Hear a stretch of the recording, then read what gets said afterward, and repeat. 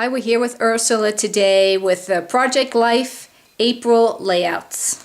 Okay, so I'm actually starting at the end of March because I wasn't able to show you all this time. But this first week I had done a photo shoot because wildflowers were coming out here in Arizona. And I wanted to be able to include those in my project. So I've added this extra insert here. It's a little bit smaller, as you can see. And I'm just using it essentially for photos. And I also rounded the corners just on this page to give a little bit of extra texture. It looks good. Isn't that fun? Yeah. And then you can still see this page and this page are my regular weekly layout. It's a good break, though.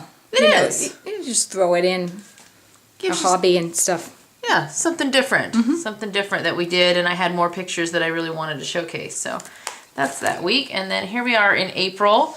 This is week 14, and this week was exciting because my daughter is pregnant. So I'm going to be a grandma, which is just weird, but very exciting. And just a few little fun things. I didn't have a lot of time this week, so I used a lot of the already done cards that I didn't really have to add a lot to. So you can see here one that I just added a little word and a little camera die cut. So keeping it simple is great when you have those supplies that you can just pull from. Let's see, week 15 here. A couple of features I want to point out. I had a photo that I took with a lot of sky, and I added a Bible verse onto that. Oh, yeah. So it's a way to highlight something that's important to me and use a photo that this week these Palo Verde trees are in bloom all over the valley, and it's just stunning. That looks good. Yeah, it's fun. Now this one is, I'm starting to use some of these other page protectors. So this one has a big long 6x12 pocket and then 3 of the 4x6s.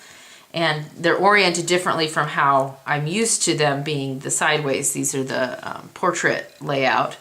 And so this allowed me to do kind of a little mini layout up here.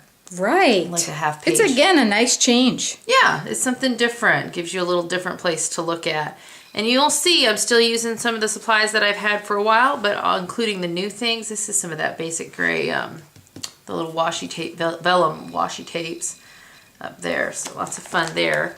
And then again on this side, I've got another little mini layout here.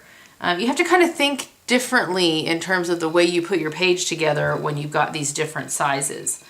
So this week I didn't have as many pictures to use, so I used a very large print here.